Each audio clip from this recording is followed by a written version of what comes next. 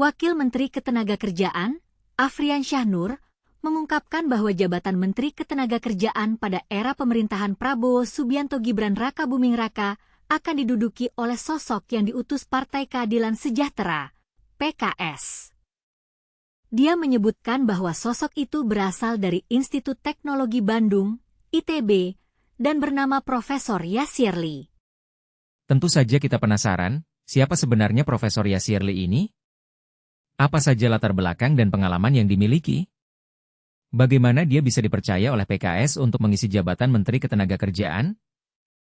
Afriansyah juga mengungkap bahwa dia mendapat tugas dari Prabowo untuk mengurusi Badan Haji dan Umrah.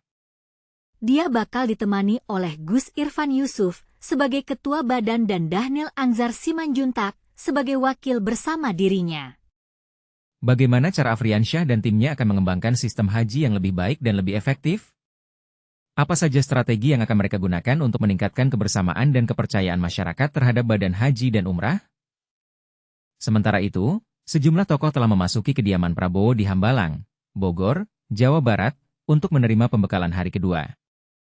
Mereka datang untuk mendapatkan pembekalan terkait strategi, geopolitik, ekonomi, anti-korupsi anti-bocor APBN, hingga program utama swasembada pangan pengentasan kemiskinan.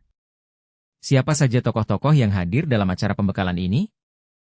Apa saja materi yang mereka terima dan bagaimana mereka akan mengaplikasikan ilmu yang mereka dapatkan dalam menjalankan tugasnya sebagai menteri?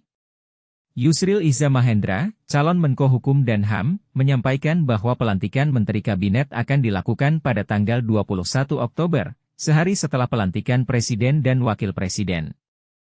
Bagaimana cara Prabowo dan timnya akan memilih menteri-menteri yang tepat untuk mengisi jabatan-jabatan di kabinetnya? Apa saja kriteria yang mereka gunakan untuk memilih menteri-menteri tersebut? Lebih dari 100 tokoh telah dipanggil Prabowo selama 2 hari untuk mengisi jabatan menteri, wakil menteri, dan kepala badan.